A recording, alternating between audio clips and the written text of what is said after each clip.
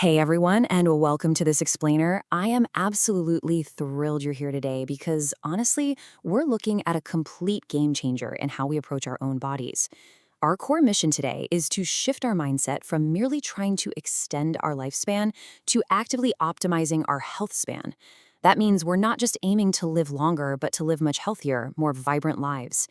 We're going to break down the data, the guidelines, and the actual practical steps to make that happen. So, let's get started. Seriously, I want you to really think about this for a second. When was the very last time you booked an appointment, sat in the waiting room, and saw your doctor when you felt completely fine? For millions of us, the answer is, well, maybe years. We've been totally conditioned to only interact with the healthcare system when something is broken, when a symptom becomes just too painful to ignore. But as you'll see from the data, that approach is really costing us. Okay, let's dive into this roadmap for today. We're going to cover reactive versus proactive care, building a healthy foundation, maintaining adult health, and finally, overcoming care barriers. All right, kicking things off with Section 1, Reactive versus Proactive Care. The medical experts at Fountain Life use this brilliant analogy to describe the difference here. Think of traditional healthcare as dealing with an invasion after the borders have already been breached. It's inherently reactive. You're treating illnesses with heavy medications and surgeries way after they've manifested, which, no surprise, leads to incredibly high costs and a massive burden on your body. Preventative healthcare, on the flip side, is about building the fortress walls beforehand. It focuses entirely on early detection, risk modification, and maintaining your health to avoid that invasion altogether.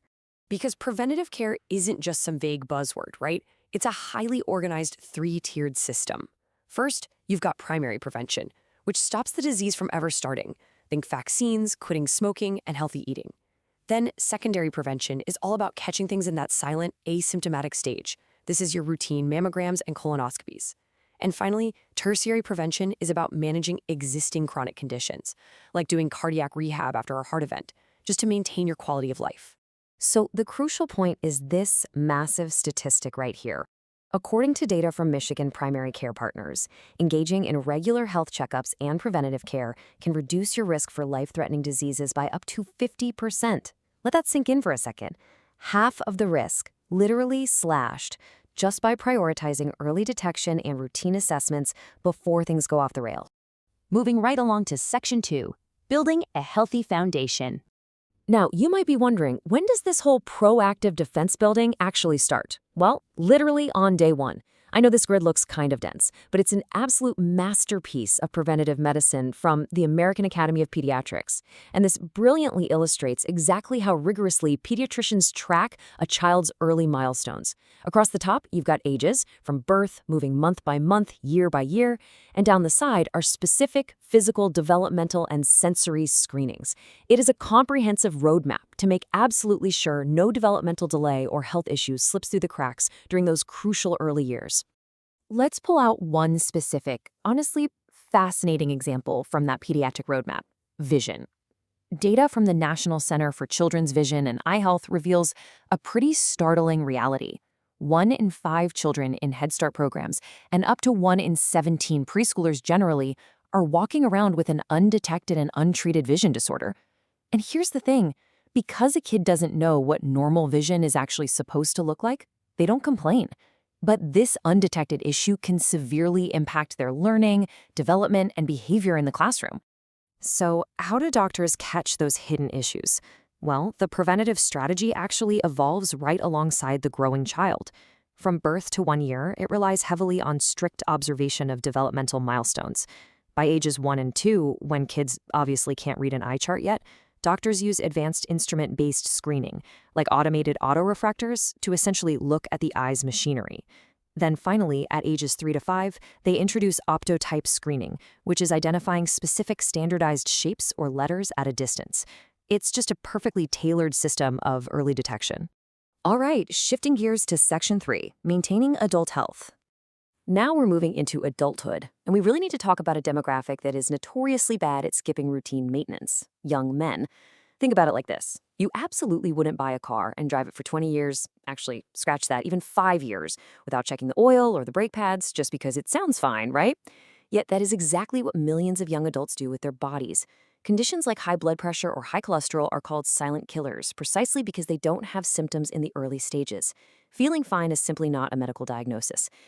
So what's the actual maintenance schedule? Well, according to the Medline Plus checklist for men ages 18 to 39, here's the baseline data gathering required to keep your engine running smoothly. Blood pressure. That should be checked every 3 to 5 years. Cholesterol screening shouldn't wait until middle age. It really needs to start at age 20 and be repeated every 4 to 6 years. If you're overweight, type 2 diabetes screening kicks in at age 35. And eye exams are recommended every 5 to 10 years before you hit 40. But it doesn't stop there. We've got to keep your immune system software updated too. Routine maintenance means staying on top of infectious disease defenses. This includes your annual flu and COVID-19 shots and a Tdap or TD booster every 10 years to protect against tetanus and diphtheria. Furthermore, the guidelines recommend that all adults between 18 and 79 get a one-time test for hepatitis C, and those 15 to 65 get a one-time HIV test. It's all about knowing your status and totally eliminating those blind spots. Now, what's really interesting about this slide is a surprising fact that proves preventative care isn't just about doing more tests, it's about doing the right tests based on actual data. The U.S. Preventative Services Task Force actually recommends against performing routine clinical testicular exams.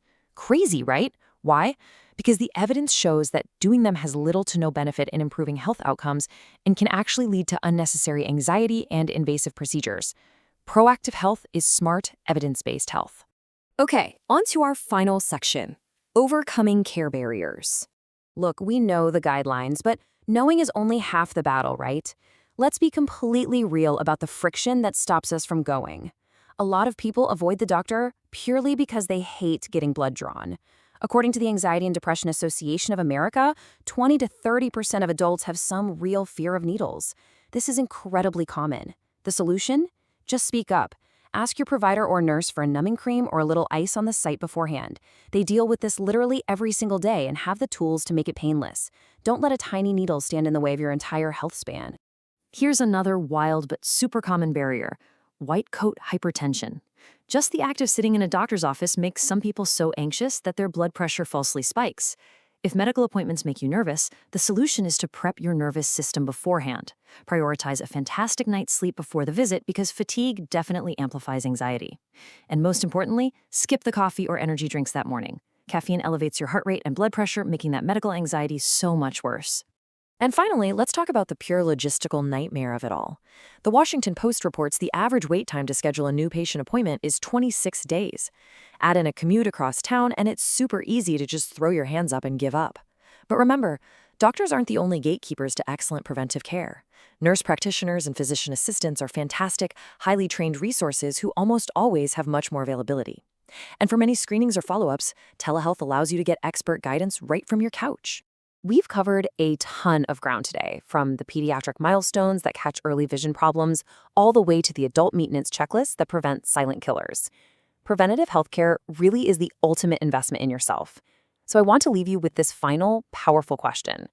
What step will you take today to invest in your future health span? Will you look up your last cholesterol test? Will you finally book that routine checkup? The data is crystal clear. Your future self is waiting for you to make the call. Thanks for joining me on this explainer, and here's to a much longer, healthier life.